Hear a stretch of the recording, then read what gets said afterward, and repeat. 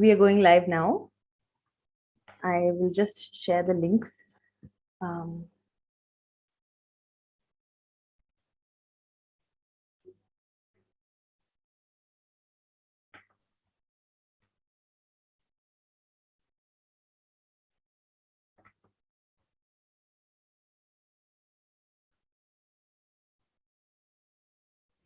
We are going live now.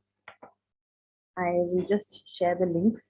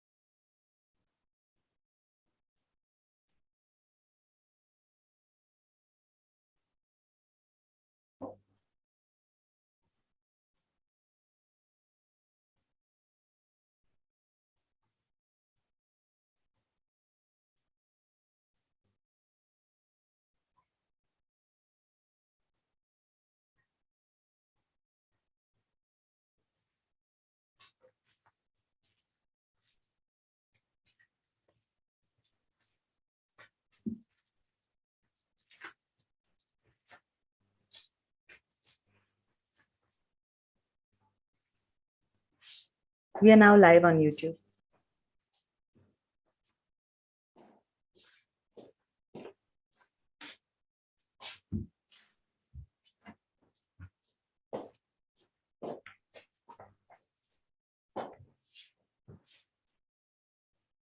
Ma'am, we are now live on YouTube.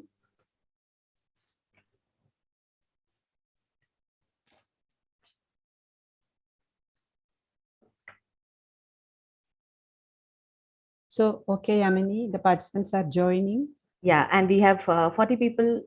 No, we have 9 now who've joined, and we have 40 here on Zoom, I think. Yeah, okay.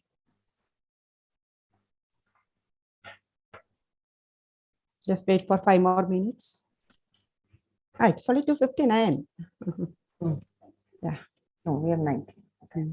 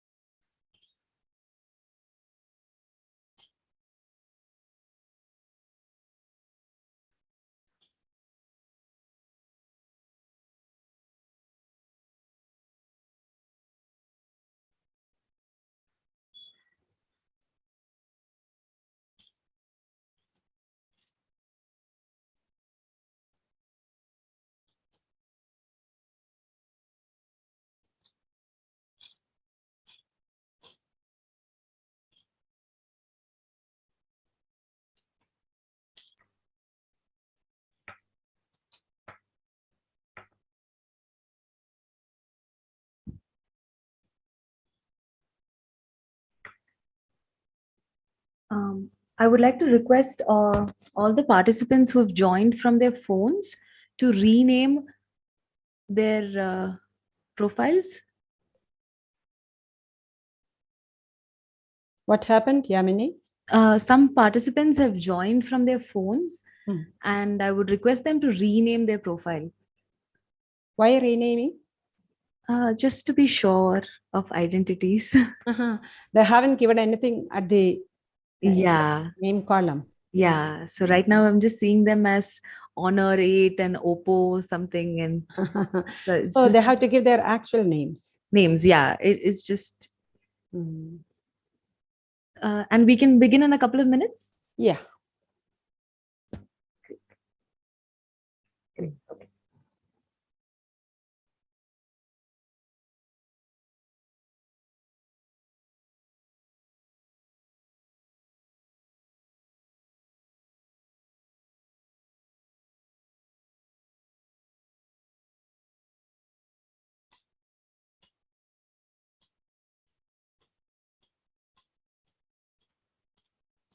So I'm going to begin the recording of the session. Okay. All right.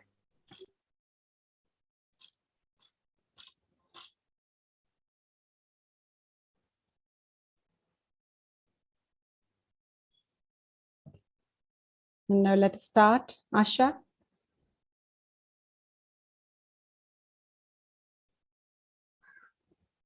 Shall we start, Yamini? Yes, ma'am. Good afternoon, everyone. So happy to have all of you here for our day 2. I'm going to invite Surya Prabha to lead the session today. Okay. Good afternoon and welcome to the 7-day online international workshop on qualitative, mixed and participatory methods in research organized by Department of Women Studies, University of Calicut. I am Surya Prabha, research scholar at Department of Women Studies, University of Calicut. First of all, thank you all for finding time and visiting today's session. Yesterday, we had a great session on mixed methods in research by Professor Jayadandas ma'am. So today's speaker is also Professor Jayadandas ma'am. The topic is narratives and photo voices in research. So dear participants, here are some instructions before we get started. Now we are also live streaming today's session on YouTube. To avoid connectivity issues, all the participants are kindly requested to mute their audio and video. If you have any questions during the presentation, please type them into the chat box. We will bring them up during the presentation if it necessary, or we will also have time for questions and discussions at the end of the session. Now we are moving on to the detailed profile of Dr. Jayadandas ma'am. Dr. Jayadandas is currently Deputy Chair of the Curtin Academic Board, Professor in the School of Population Health and Dean International in the Faculty of Health Sciences. Since 2018, she had led the faculty global positioning portfolio and previously held the Director of Graduate Research role. As a teaching and research academic, Professor Dandas leads a program of research in refugee and migrant health, teaches in the MTH program, and is an experienced PhD supervisor. In her 34-year career, she has worked in India, Kenya, Uganda, Rwanda, and Australia, received a national award for university teaching, and she is the president of Australian Graduate Women and has been a delegate to the Commission on the Status of Women at the UN. Having held leadership roles, she has a multidimensional lens on teaching, research, leadership, values, gender, and diversity. So on behalf of Department of Women Studies, we once again welcome you, ma'am. Over to you, ma'am. Thank you very much, Surya Prabha. Can you hear me? Yes, ma'am. Okay. I will just share my screen and then I will start with my presentation.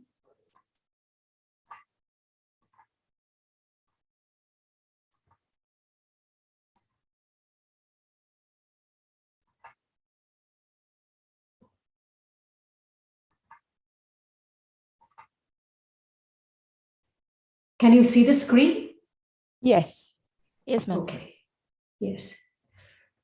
So today I'm going to talk about a specific participatory methodology called Photo Voice.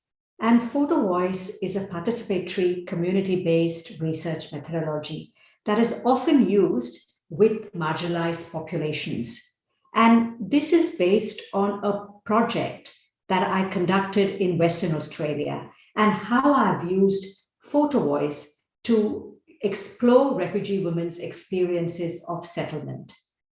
Within this, the focus will be on photo voice, and I'll also share some snippets about narratives also going on during the presentation and why images and voices of photos and narratives are so important, because a photo tells 1,000 words, and at the same time, narratives of people who are marginalized also convey a strong message. It's actually giving voice in some ways to the voiceless. So I would like to say that this project was undertaken by myself. I was the project lead. It was a funded project funded by Healthway, the Health Promotion Foundation of Western Australia. And we had a community partner. So one of the things that I've done in my research, it is community-based. So I work with community partners, and Ishar, which is a multicultural women's health center in Western Australia, has been my community partner for multiple projects. This was my second photo voice project. So I'd done a smaller photo voice project prior to this one, and now I was doing the second photo voice project. So to give you all a little bit of a background, what is photo voice? Photo voice is where you give people cameras, they record community strengths, issues, and concerns. Through their photos, they promote critical dialogue, and the most important thing is to reach policymakers. It is participatory because it seeks out the voices of those who are often ignored. In the case of this study, it was refugee women, and the empowerment was through critical reflection with the hope of bringing change. And throughout this presentation, I'll be showing you photographs of the participants, of their families, of my research team. So in the photographs on your slide, what you can see is a little camera that was given to all the 45 participants. So it was a small Sony digital camera, and the woman in the middle on the top is the photographer who worked with them, teaching them skills of photography, teaching them how to take a photograph, teaching them how to look at light and how to use the camera effectively. And the photograph below is one of the African refugee women with my research officer on the project. So it is participatory because it seeks out the voices of those who are ignored. Now, I'd like to take you all a little bit at the back. And what we have in Australia is a highly controlled refugee and humanitarian program. So Australia is an immigrant country. So migrants come to Australia in various categories. So one of the categories that they come is skilled migrants, those who have a skill and occupation and they can come. Then they come as students, so they are temporary migrants. Then they come on work visas, so they are again temporary migrants. They can come as permanent residents. They can also come as parents of children who are already migrated here to Australia. But one of the category we have is the refugee and humanitarian category. And we have seen throughout the world, as wars happen, as conflicts happen, it impacts families, it impacts civilians, especially women and children. So basically, we have a very highly controlled refugee and humanitarian program in Australia. We have a punitive approach that in some ways punishes those who come by boat and seek asylum. There is an offshore pathway, so you can apply for an Australian refugee visa from your country, wherever you are. And one of the visa categories is the Women at Risk visa. And settlement experiences are shaped by intersecting factors. So intersectionality is something that I'm going to talk about, and I want you all to think about a little bit. And these are factors that affect our lives. because of our culture, because of our context, because of our gender, because of our social status. All these are intersecting factors that have an impact on our lives. And settlement, there's limited experiences or research from a gender perspective.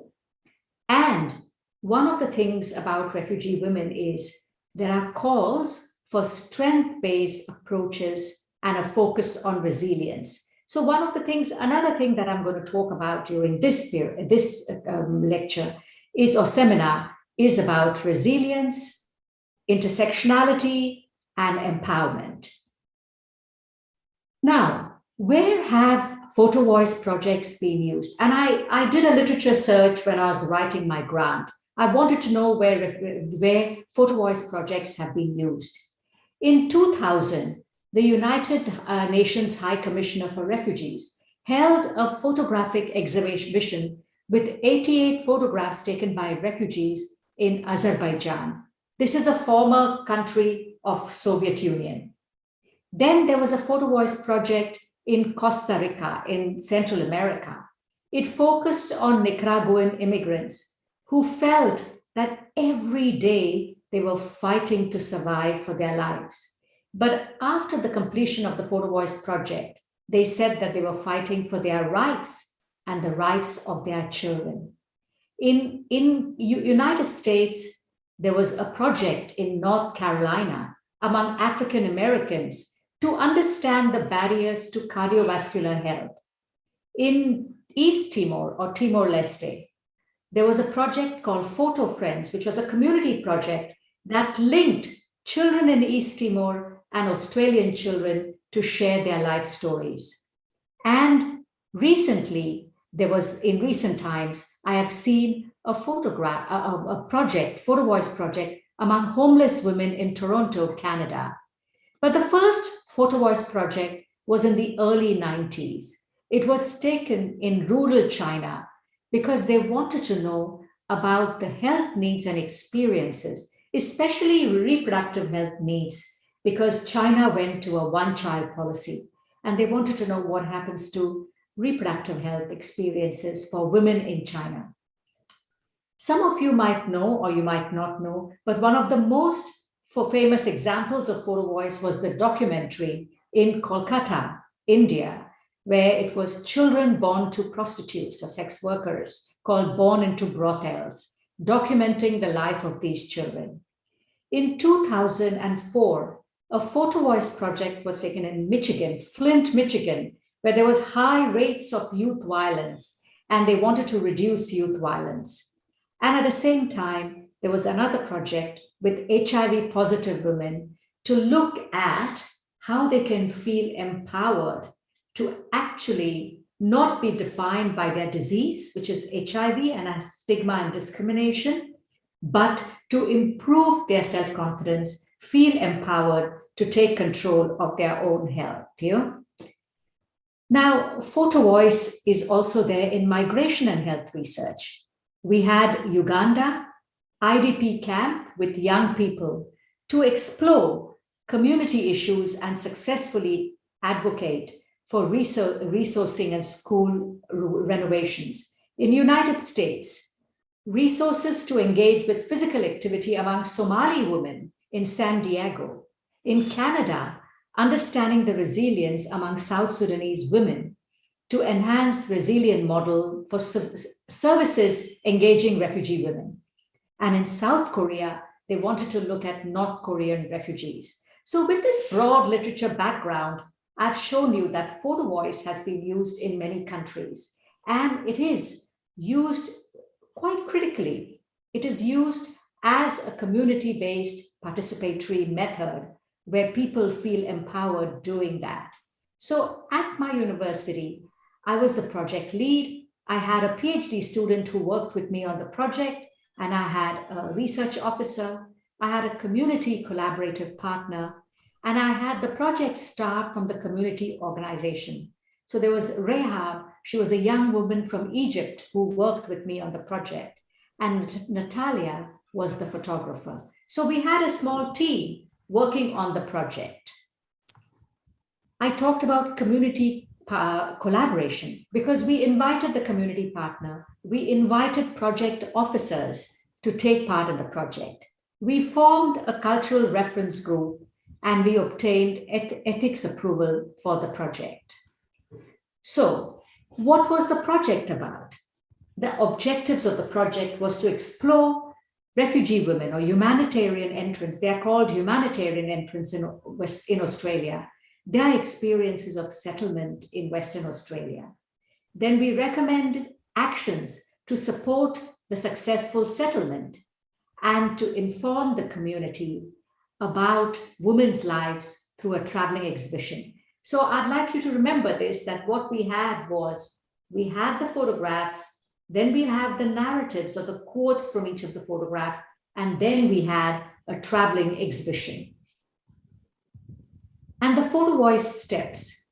So we had different sessions. In the first session, we discussed the project. We discussed the ethics of the project, what it means to take photographs.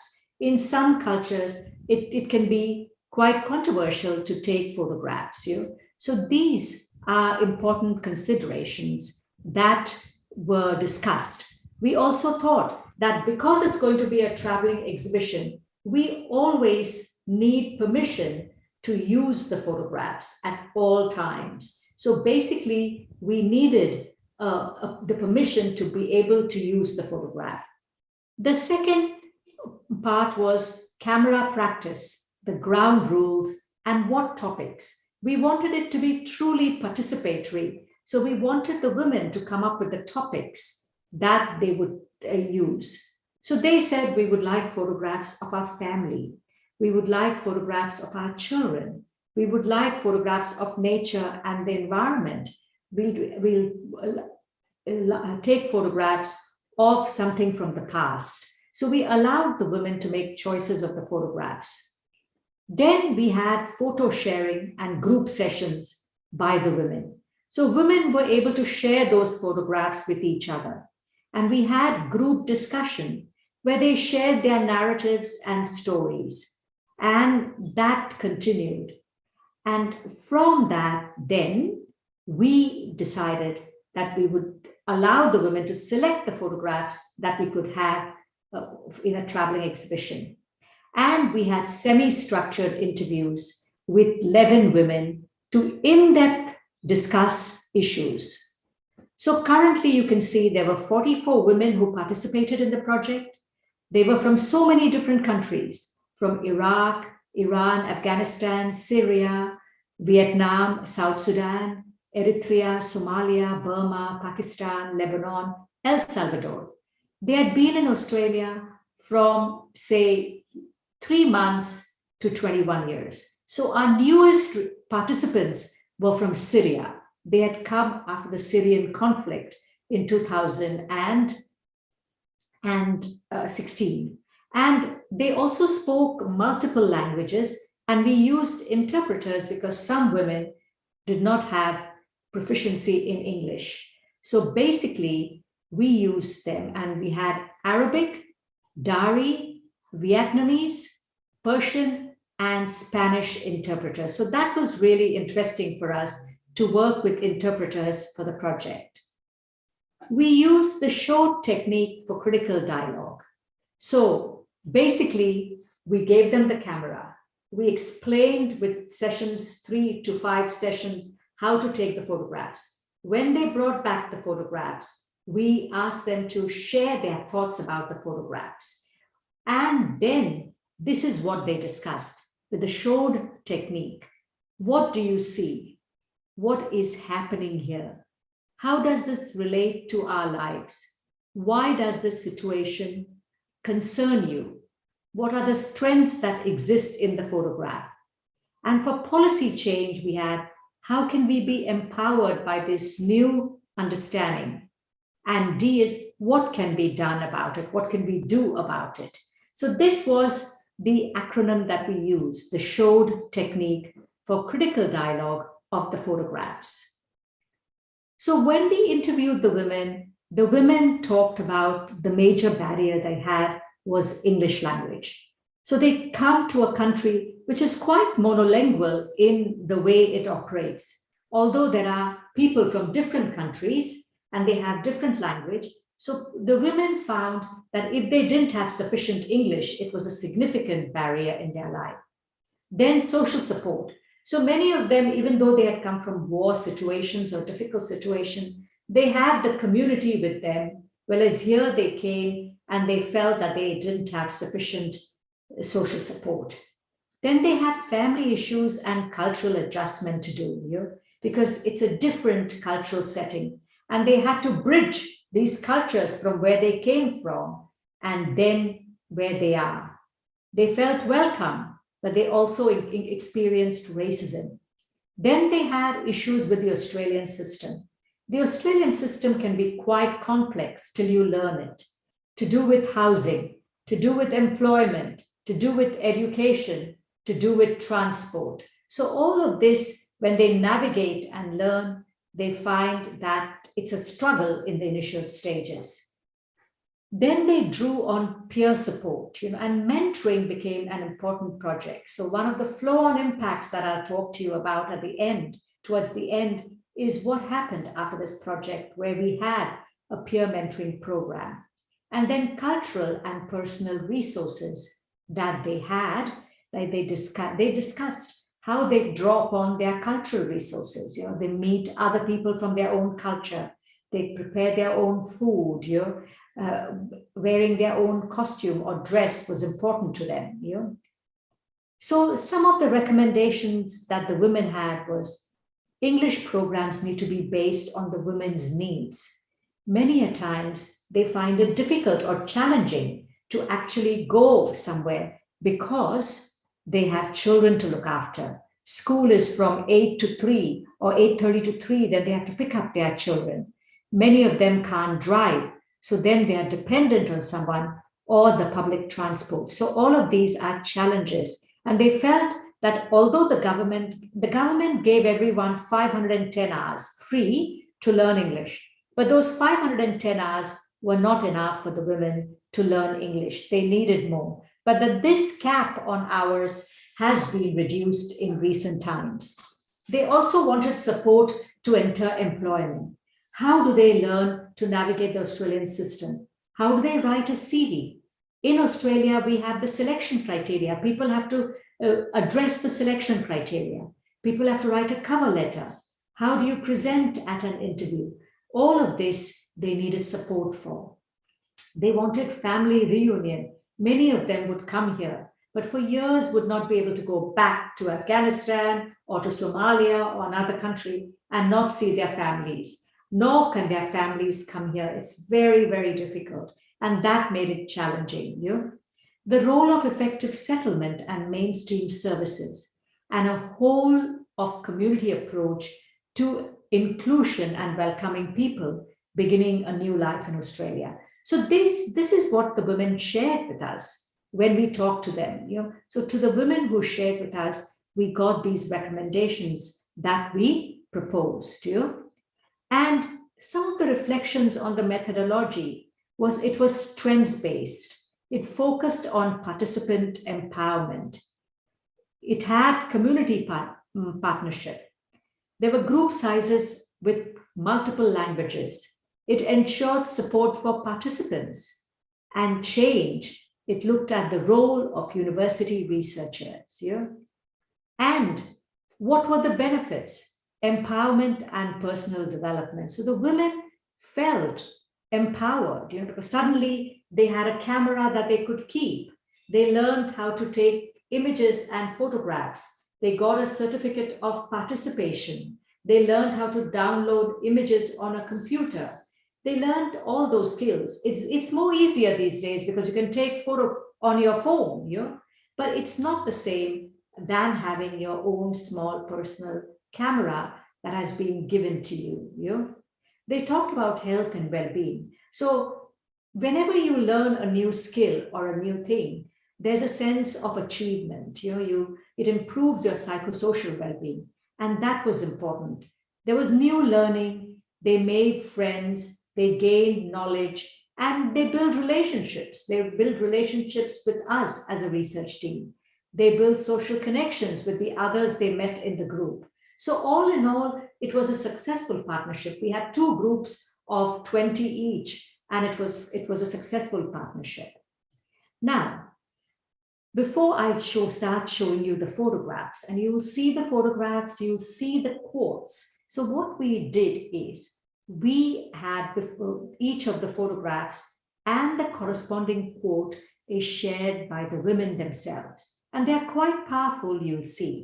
But what were some of the benefits? So underpinning participatory research is a commitment in this project to achieving gender equity for women with a strong focus on the social determinants of health. So, what are the social determinants of health?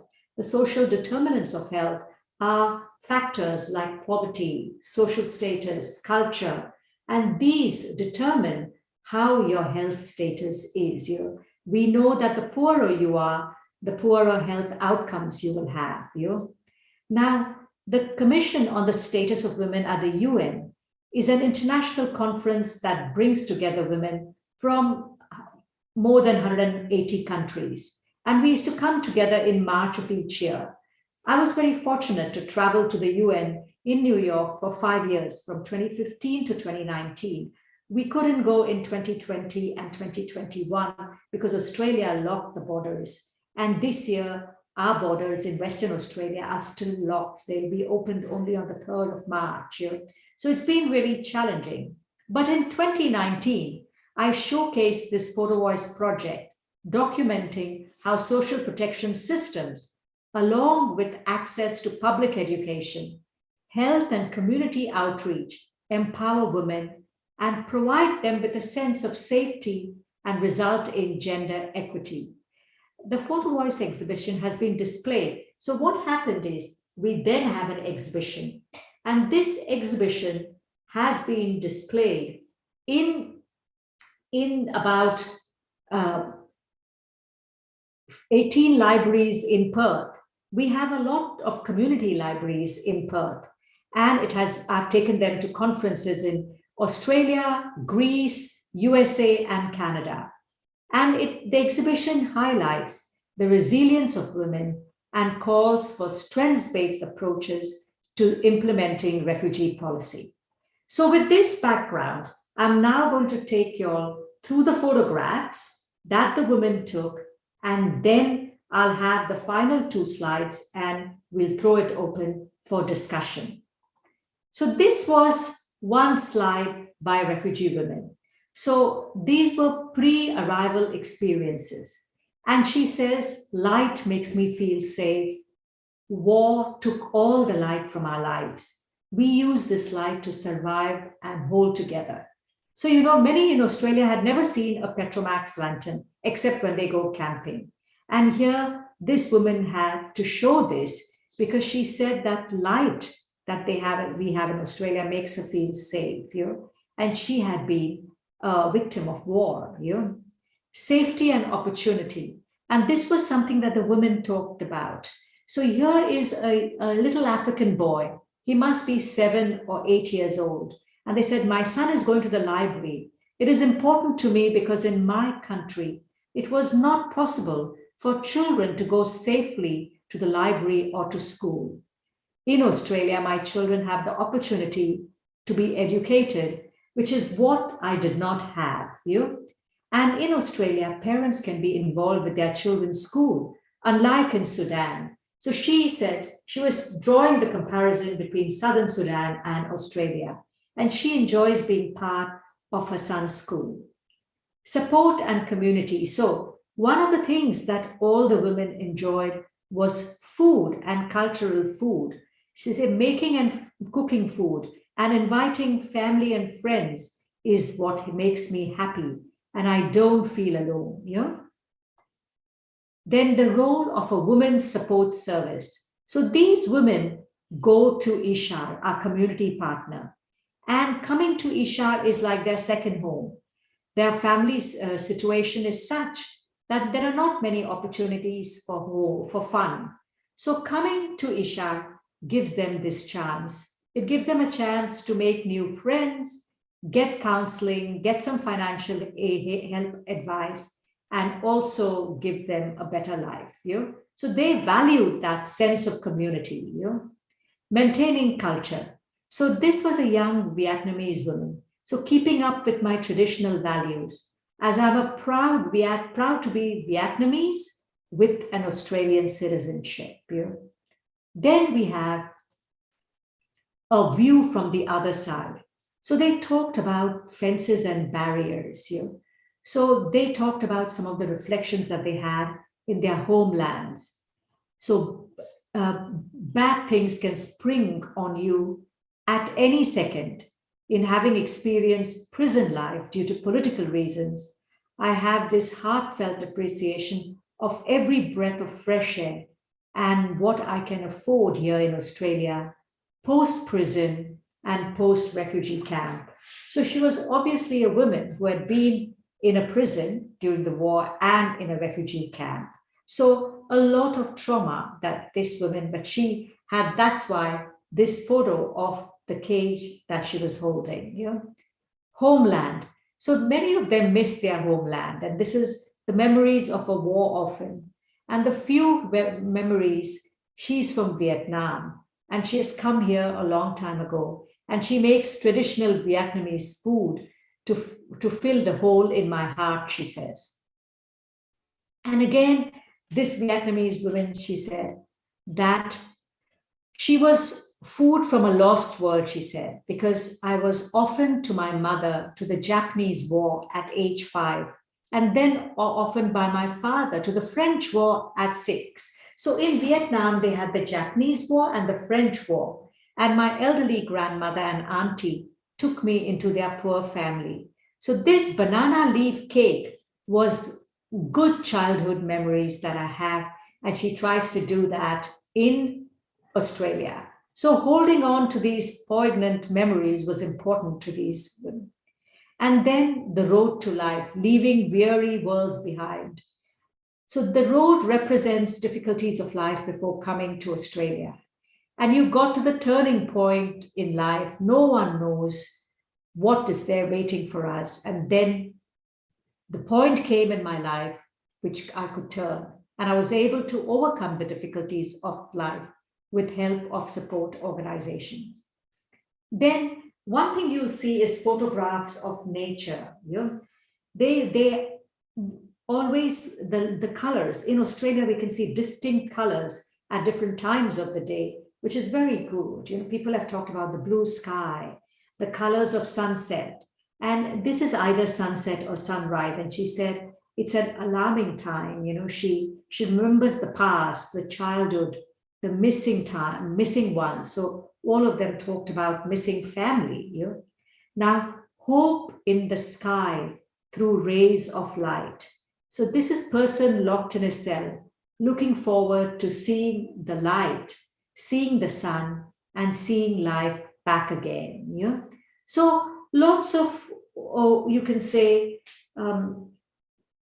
hope, but at the same time, sorrow also of what had happened to their lives, and loneliness in an unknown place, in a vast foreign country, because they had this feeling of loss and displacement when they first arrived. And it's interesting, she took a picture of a grasshopper or a cricket in her garden, fresh air. So they breathe in the clear air and makes you healthy in search of freedom. And they've had to endure many difficulties and obstacles.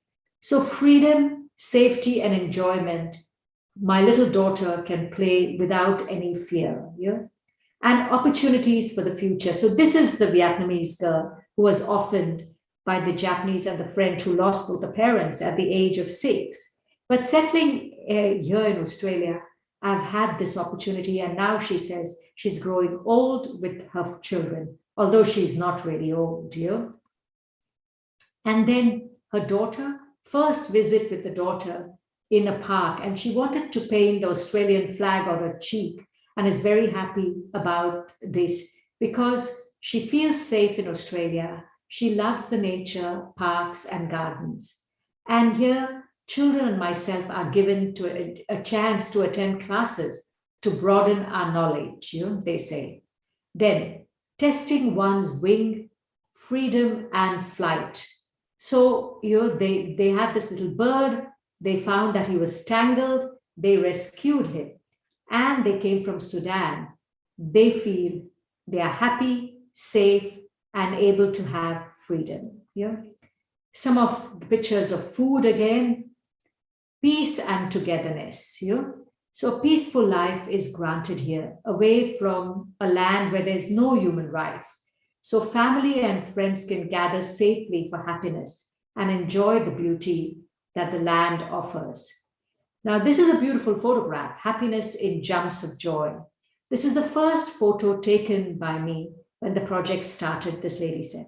I used to feel lonely. I didn't have anyone here in Australia. Then I have my children and I no longer feel lonely. They fill my heart with love. When I look at him in this picture, I think of birds flying, they say. So here is another little child using the vacuum cleaner, and it's clearing the vacuum in her life and basically presents hope in the future. So she says, keeps me going because of this. And this, my beautiful little princess, is my world. She's very important to me. She makes me happy, and she likes her mother's headscarf and her brother. And another child, my little job. Our children are like flowers. As we love all flowers, we also love our children. The importance of family. So here, these were Middle Eastern women, and Arab people love to be together.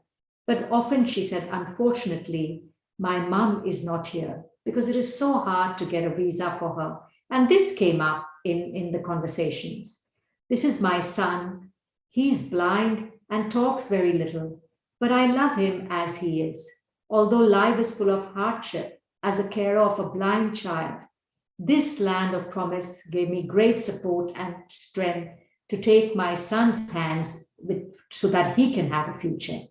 So blooms and buds of growth. So this is also something that the women shared, plants of hope and life. So this plant is my new child that I raise, and seeing it thriving makes me happy. Family. So when they first came, my only family in the new world was this family. So our national bird is the black swan. You can see the black swan with the red beak. It's the national bird of Western Australia. And when people see the black swan, they feel quite happy. There are lots of birds that swim freely in the river that divides the north and south of Perth. So we have this, and the river is called the Swan River, and we have the black swans and other swans swimming in it. And backyard barbecue. So in the summer, and even sometimes in the winter, having a barbecue is very important to Australians. But here, this little boy, this is an Arab boy, very excited. They're using the Australian traditional barbecue. And it was an enjoyable and exciting experience. And in the old days, we used to cook in fire. And what they found is Australia has many parks. And in the parks, there are places where people can come and barbecue their meat or their vegetables to have a meal in the outdoors. So the government encourages that, and those facilities are available. So prayer at my father's grave. So this young African woman is at her father's grave, where she says that she doesn't feel lonely. It brings memories which are happy because she feels she's with her father. And then here memories, old memories of Afghanistan. So this is a young Afghan child with her brother. And making beanies for winter warm. So our winters can be quite cold, and this African lady makes beanies for winter, which she gives to her family and friends and her other sisters, she says. Now, this was about empowerment. And this young woman wanted this photograph. She said, I love this photo because I got my license. I feel confident when I drive, not like before.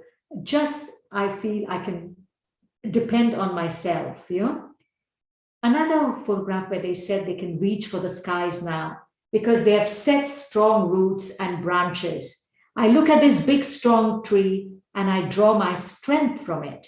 I saw the branches as different opportunities and pathways, and shadows and memories adjusting from one country or culture is a hard process, but they realize that this process changes with time.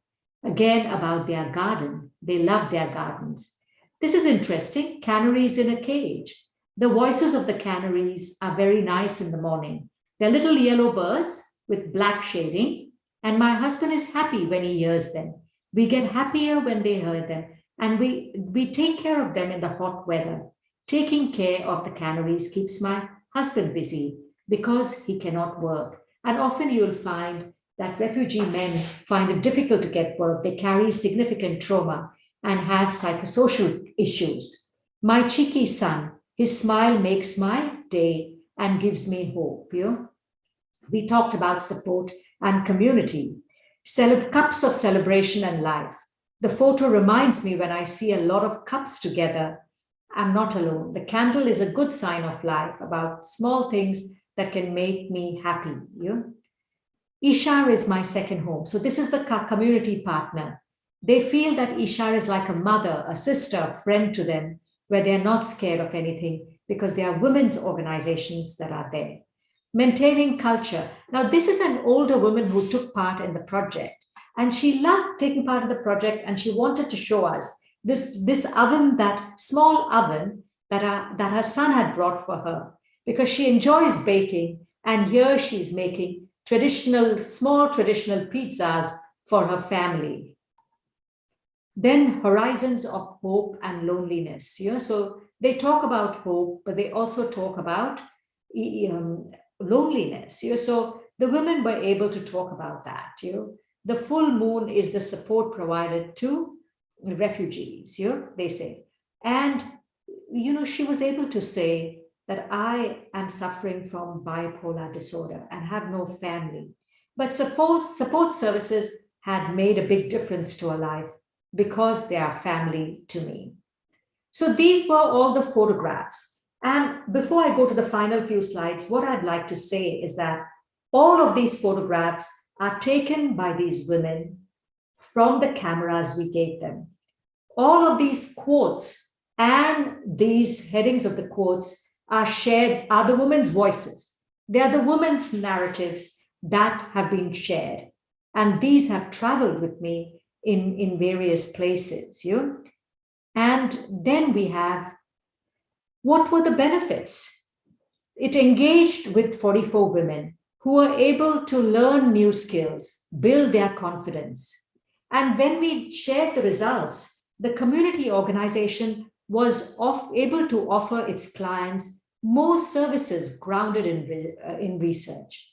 In July 28, our research was quoted in the Parliament in a report to the federal government's changes to supporting legislation, because we wrote an advocacy letter, my PhD student and myself.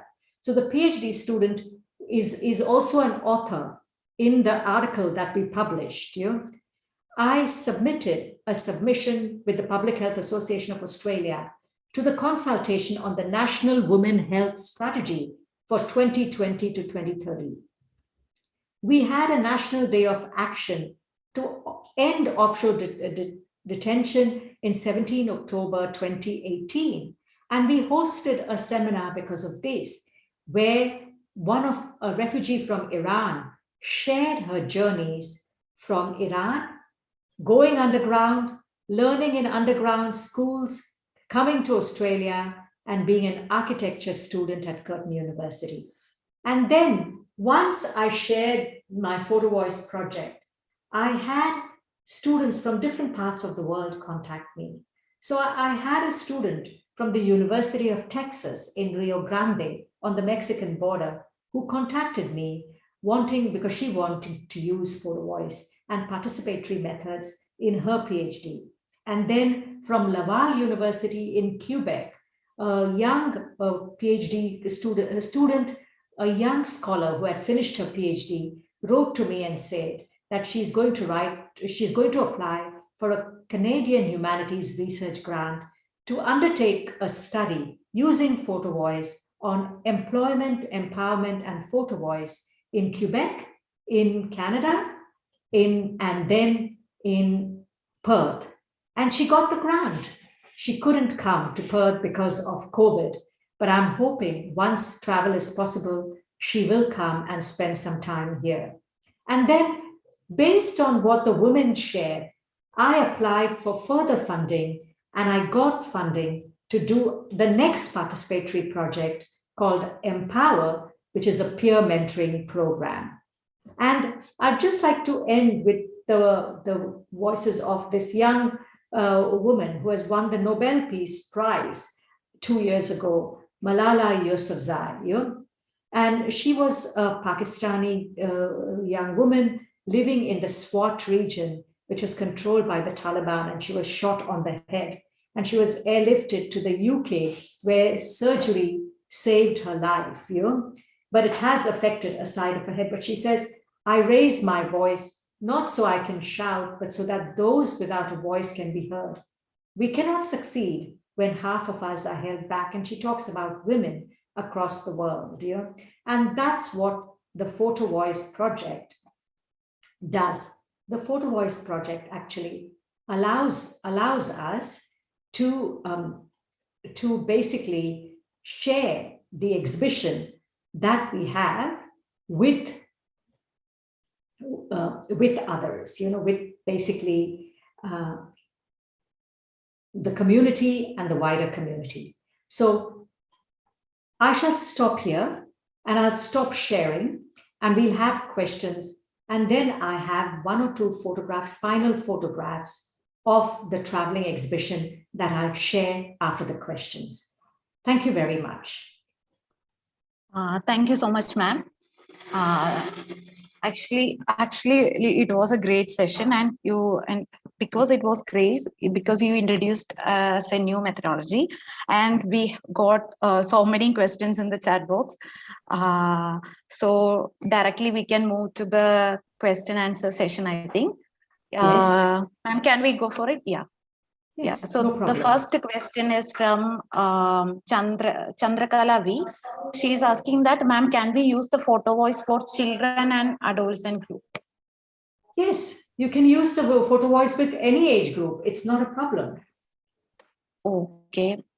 Then because it has been used by children of brothels. There was this documentary that was produced where they took photographs with children who are in Kolkata. So it has been used by children. There are projects, and adolescents, it has been used extensively in various countries.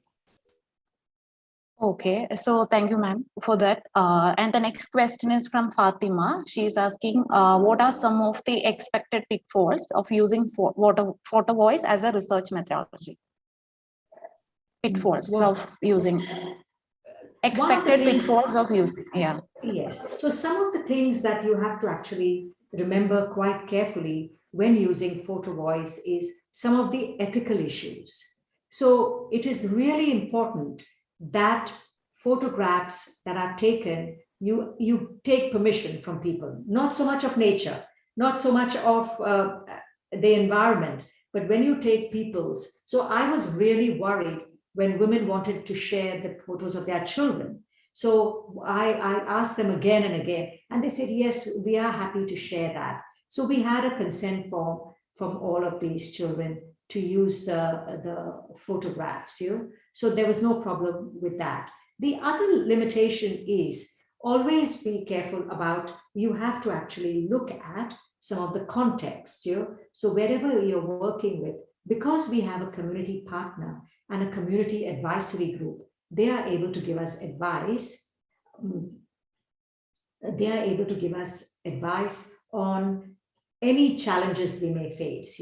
And sometimes we have to use interpreters. So we have to depend that we have to hope that the interpreters would share the messages with us accurately.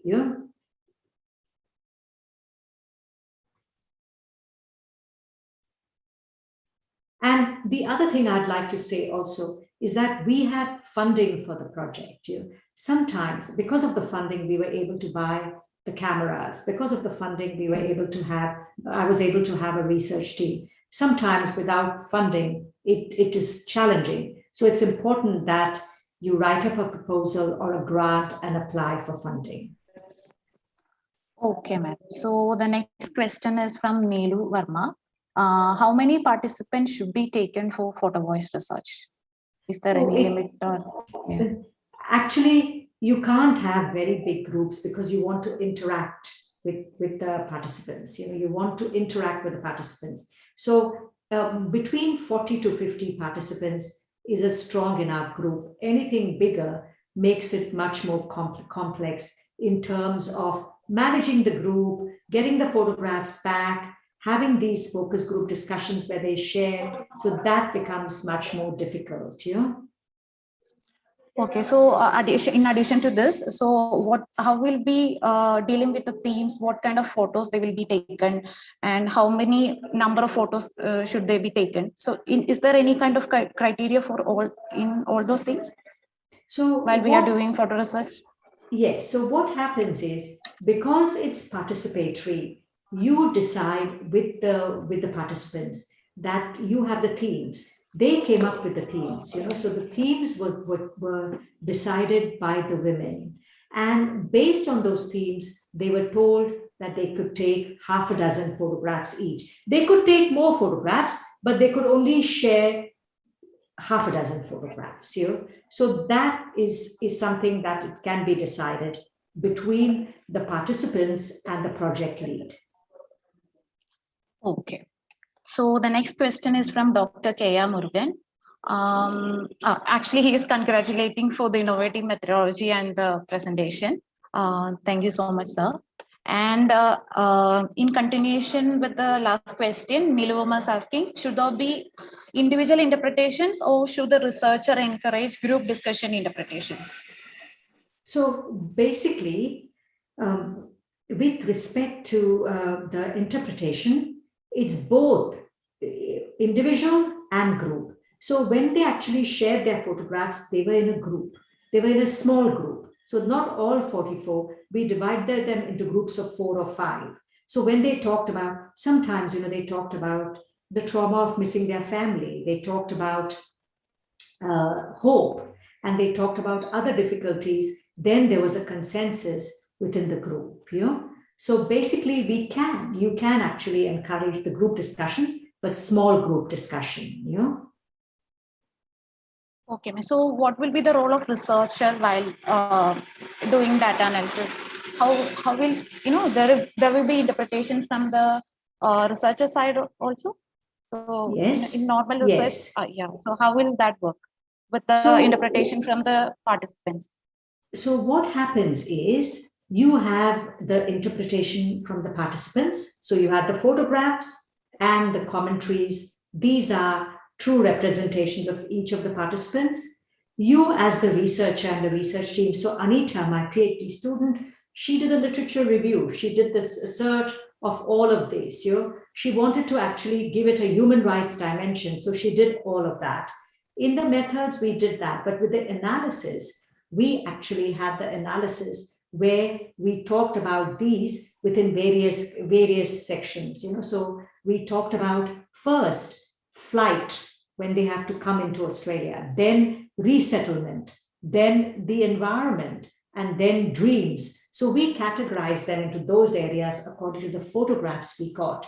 And from if you see the paper that I shared with Professor Molly yesterday, you'll see some of the details of the thematic analysis of the data. Okay, ma'am. So we can move to the next question. It's from Yamini John. Did the participants in the study ever discuss the change or empowerment they felt with each other, or how the camera lens made them feel? Oh, yes. That's what one of the slides at the beginning was. They discussed about it made them feel empowered. The change they felt was now they were having a camera that they owned. The change was they made new friends. They were able to come and share. So every time they came, I had funding to give like a morning tea and snacks, and they really appreciated that, And they decided that when they were taking photographs, they learned more about things around their lives. So all of that helped them in a significant way. Okay, so, and I think there was one more question on data analysis. I think ma'am answered that. And the next question is from Paul Titus, and he is asking about, is narrative and photo voice method possible for individual researchers who are working on marginalized societies in order to document their current status? I think the highlight is individual researchers. Yeah. Yes. So basically, see, suppose you feel you don't have cameras, but you still can you would like to use narratives and photos. You can use the phone. It's not a problem because people have the phone, but you have to actually make it quite structured. And with the narratives, you have to allow people to share their stories. So with marginalized societies or marginalized communities, so if you work with, say, some of the scheduled caste or scheduled tribe or the homeless on the street, or you want to do maybe the street children, a project on the street children and document their journey over a period of time. So all of that is possible by individual researcher, where they make use of photo voice and narratives and interweave that in the research. But the main thing is giving voice to the marginalized. So it's their voice that you have to present and share. And then those voices, the voices of those marginalized people in terms of policy recommendations can also be made. Okay, thank you, ma'am. Then the next question is from Ishida Mitra. I think she asked about the data analysis part and the independent research thing. So we have answered that. So we can move to the next question. It is from Valsala Shukla. She is asking about, what are the specific challenges as a researcher you and your team came across as an insider or outsider of the community under study? Okay, so the insider-outsider dichotomy is very, very real. So basically, I am always conscious of my own position as a woman, but as a highly educated woman who has the means or the resources to undertake a project. So, but at the same time, I am also something that I can share with women. See, I grew up in a poor family in India. Education was important to me. I am able to relate to them because I'm also a mother and I have children. I've also lived in conflict areas. So I share those journeys, and they always appreciate that. In some ways. So that is something that you share, but always being aware of this insider-outsider and the power imbalance that might be there, and being conscious of that when you interpret or analyze is really important. So, always and the women never felt it. They loved our team at the end as the project went on. They were really, really, they were so happy whenever they saw the team. They were always happy to talk to us. They were always happy when we launched the project. So these were important considerations to consider. But I think as researchers, you all are also in a position where you are PhD scholars or researchers. It's a position in some ways of power. It's a position of privilege. And I think acknowledging that and maintaining that is really, really important. Yes, ma'am. So the next question is from Neelu Verma again. No, I think it's from Lakshmi Pradeep. She is asking, what can we face issues of privacy or any other legal concerns while using photo voice method? Yes, and that's I've discussed this in some ways. Is that it's really important when you take pictures of people or children that you have the permission to use those photographs. And then what we have is, we have a form, a consent form that we use, and that consent form is something that is signed by the participants for use. Okay, ma'am. So, there is so many people are, congratulating you for the session and, motivated to learn more. And the final question, I think, is from Yamini. Could you tell us a little more about the traveling exhibition? Why would you choose to do it as means to give voice, and who attended them, and how did people respond to it? Okay, so I wanted to show you a picture of the traveling exhibition and how it looks like. So I wanted to show you all two photographs. Just bear with me 1 minute while I open it up. Okay, sure.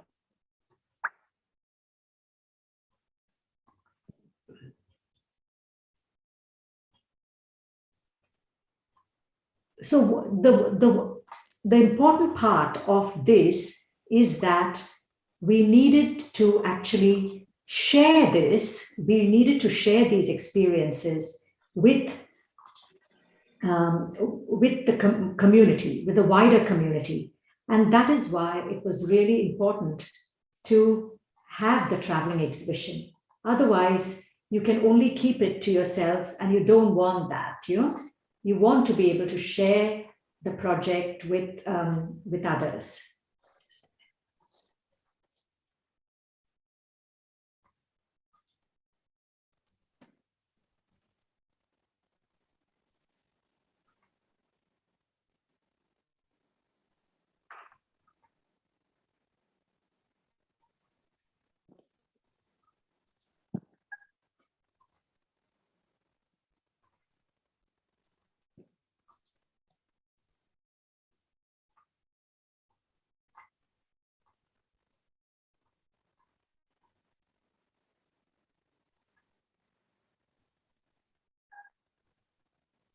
Okay, I'm going to share now.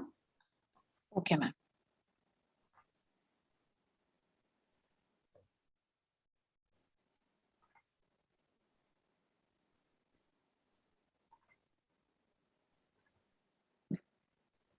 Can you see?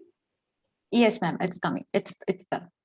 So what here? This is the exhibition, and we had presented at the John Curtin Gallery. We have the Perth Festival every year, and if you can see, basically there's 6 banners. So in the first banner, so these the Egyptian lady with the hijab was the project officer from the community exhibition. And Rehab has been with me for many projects. So she works for the community organization. She works in the area of aged care as well as in domestic violence, but she enjoys conducting projects with me when I work with the community organization. And the lady in the white is the Indian Consul General. She was really interested in Perth, and she came to the exhibition. And the lady right at the end is from Sri Lanka, but she's from the local council. So she was a local council officer at that time. And to answer Yamini's question, this is the traveling exhibition. It has a little summary, but it looks at, there are photographs with a little blurb.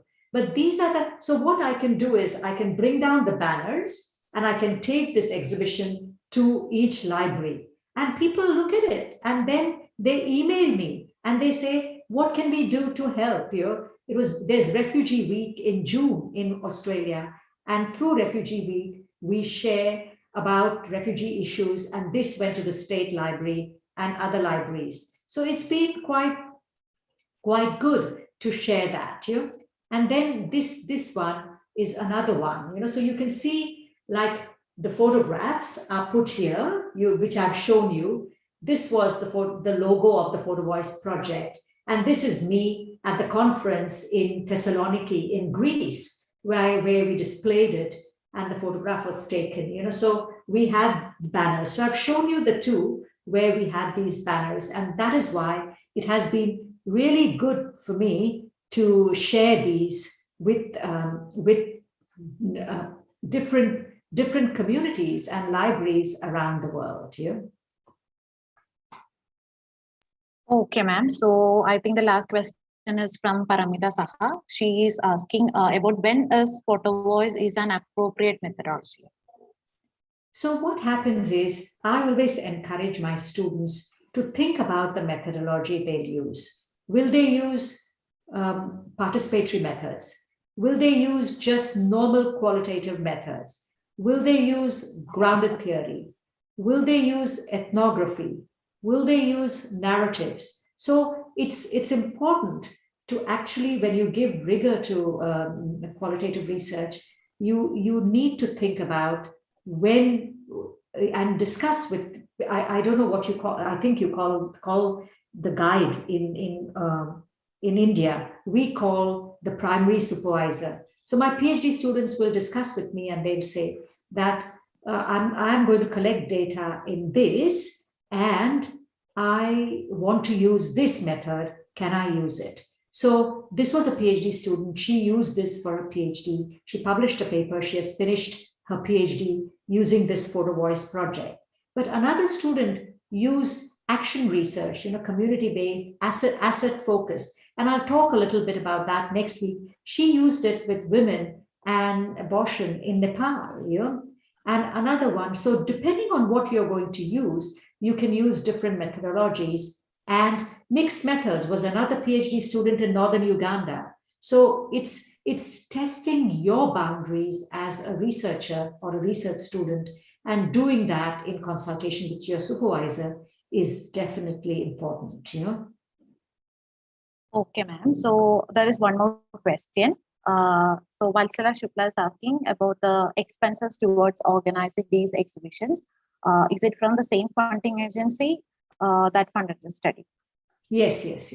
So the funding body funds a small team of 2 or 3 people who can work with me 1 day a week or 2 days a week. They fund the cameras, they fund the making of the banners to take me to go, and they funded me to actually take. So 2 of my research officers came with me to Greece, and were able to come with me to Greece to the conference, the PhD student and Shelley. And that was a wonderful experience for all the 3 of us, and for them to to go to the conference and to share the research and some of the ethical issues. Yes, ma'am. So I think this is okay. One more question from Bhavana Kale. You mentioned semi-structured interviews also. Could you tell us whether they validated or contradicted the observations made through these photographs? The semi-structured interviews validated the themes that came out from the observations of the photographs. So they actually strengthened some of the analysis and the results that were shared during the interviews. The interviews that we had with the women helped not only to validate and confirm our observations to the photographs, but they also helped in giving us recommendations from the project. Okay, so whether they make any contradictions with the observations made through these photographs, no, they did not. There were no contradictions as far as we know. Okay, so I think we had a very strong discussion part. These are the questions that we have in the chat box. If any people want to ask, please unmute and ask. Hi, Professor Dantas. I'm Modi Piruvilla. I just want to ask you something more.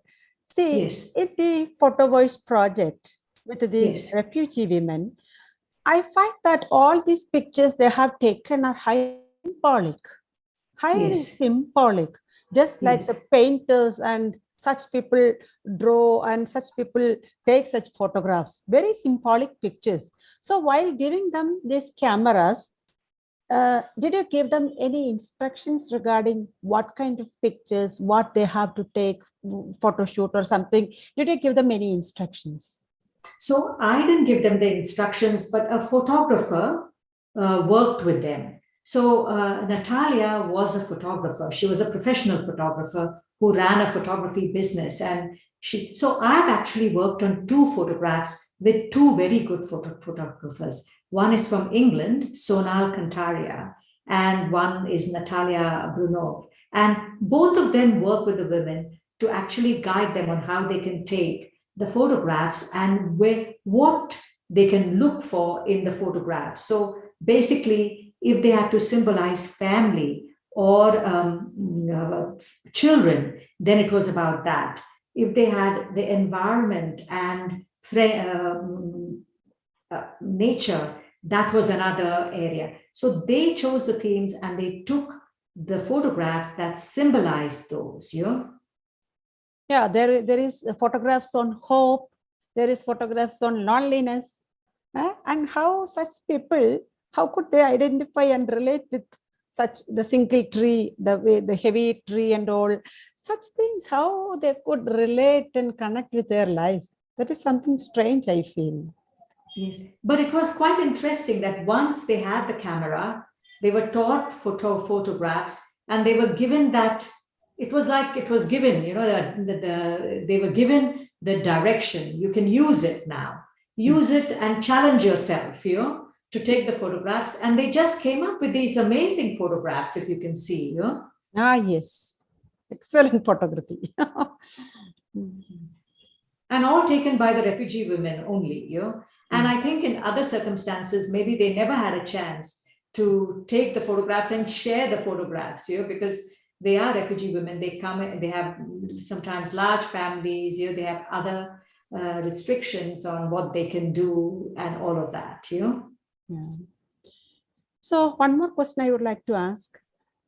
If a researcher wants to bring forth something very important for policy making to the attention of the authorities, suppose this researcher takes photographs on her own or his own. For example, in Calicut area, we had the dearth of women-friendly toilets in the city. So I could see so many photographs taken by one of the NGOs, and they had published all these in the daily newspapers. And so that in almost 3 to 4 months, the particular authorities, they had brought about, they had introduced so many women-friendly toilets after watching all these photographs and the what you call narratives written about what kind of toilet this is, how women could use this, how unfriendly it is. All these explanations were projected in the newspapers. And it could bring about, it could bring this serious issue to the attention of the authorities. Okay, and within some 4 to 5 months, definitely the city people, the authorities, they started installing women-friendly toilets. So this photo voice method as a research methodology, is it possible for the researcher herself to take photos and then do something with it? Or should it be always that should come from the sample or the participants? No, it's photo voice, whichever participants, whatever. So what you're talking about is photographs or photo voice for social change. Yes. So what this NGO did was they took an issue. So the issue was a lack of women-friendly toilets or toilets for females. So basically, because of that, they felt that they had to make a point. They took the photographs and then they went to the media. And once they publicized it in the media, obviously the Kerala government is known for public health issues. It's well known for having some of the best public health systems in the whole country. So basically they would see that as an affront. So they were able to use that. So you can do that to bring about a certain social change. The other area is also about corporate social responsibility. We know that big companies, big corporate companies, banks, multinationals, all have a corporate social responsibility arm. And you can use a photo voice project for, showing a certain need that needs social change. So that also can be done. So always the photos shouldn't come from the study participants. Even the researcher herself can take photos. Yes, the researcher can also be a participant. You are a Okay. participant researcher. Participant, yeah, okay. So here in Calicut, the corporation immediately changed the situation in no time. Yes, which they should, Yeah. so that's good, yeah. Okay, Molly ma'am, can we move to the next question? Yeah, sure. Yes, yeah. Jay ma'am, there is two more questions. One is from Pavitra. She's asking, can photo voice method be combined with other methods of research? And does this picturizing brings about more results? So yes, photo voice can be combined with other methods. So you could use photo voice and you could use narratives. You could also use mixed methods and use a photo voice component. You could use photo voice and have an intervention. So just like how Professor Molly ma'am was talking about this need for toilets here, it could be that could have been a project done with, say, the water and sanitation department, or it could have been a project with the engineering students, so that you have a project and you combine it with an actual project, and does picturizing bring about more results? I think it does. I mean, we do know that pictures and images are so powerful, and the world has changed. And the world has changed in the last 10 years. I did this project 6 years ago, but I did the first project about 8 years ago. But media has been so important now, and social media. You have the platforms that are available on a smartphone. You have now the war is just unfolding in Ukraine, and you have already the images that are going around, and you can see those. So the picturizing things does bring more results. There sometimes are other dangers about social media that one needs to be mindful about, but pictures get across the messages quite strongly, and especially for marginalized and vulnerable communities who may not definitely, if I'm sharing about photo voice with a group, a community, I cannot share my research paper. It would be too high. It's an academic paper and it would be too high for the community. So I would have a simple community report with images. That's why this exhibition, traveling exhibition, has been so important, because I can share that with the community and the community can relate to it then.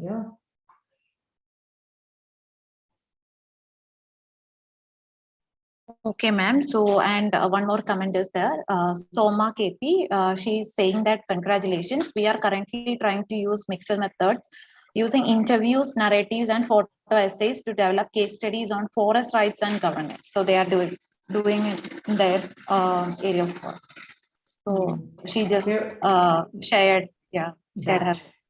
Yeah, that's great to know that, and I think if they can use the mixed methods as well as use interviews and photo essays to look at forest rights, which are so important now. The climate debate is going to go on. It's taken front and center stage globally, and it's not going to go away. So the rights of forest rights and the governance of forests will go on, and especially in a country like India, which has a large population, but it also has some beautiful forests across its in different areas in different states. Okay, so those are the questions we had. So if anybody want to ask anything or want to comment or something, please unmute and go.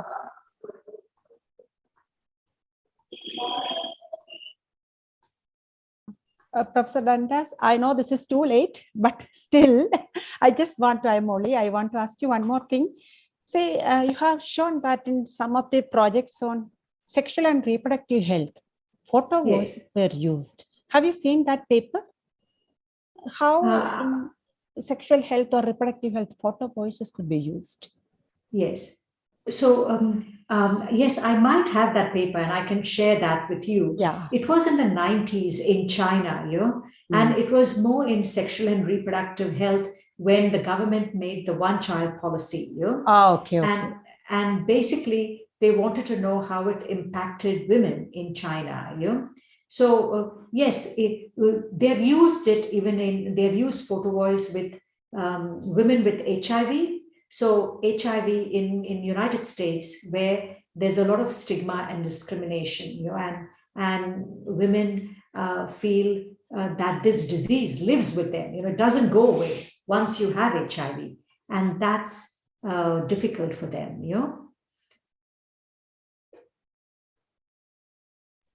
Okay. Okay, ma'am. So there is one more question in the chat. How it's from Ishita Mitra. She is asking how different or similar is a photo essay from a photo voice. So isn't that the intention in the same both the Yes. same? Yes, it is. It is the same, and you have photos in both. But in photo voice, you'll have a shorter quote or a shorter caption to the photograph, and a photo essay. You share a little more, or you talk a little more, or you expand on that photo. So you can do that with the photo essay. Really great, Thank you. Professor Jayad Andas. This is something new to us. That's why there is so many questions.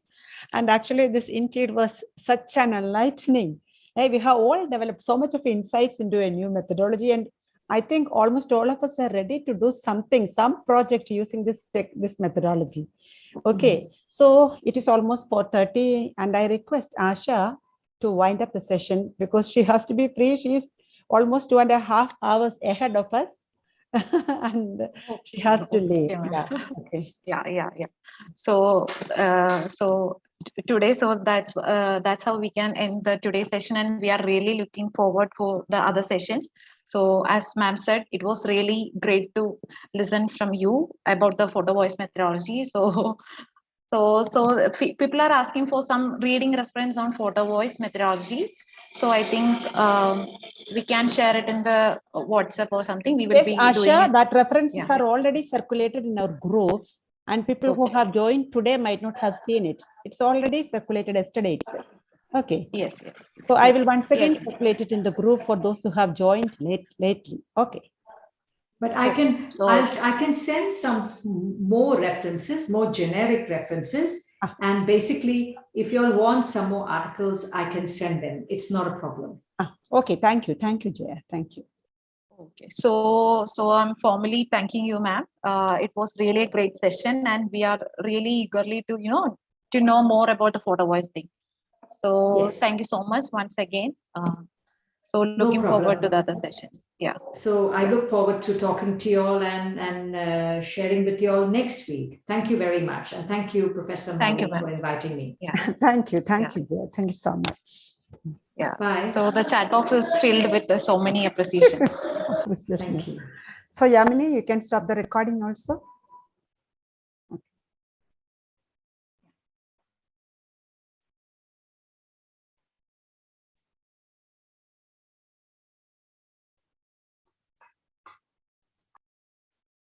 Hi.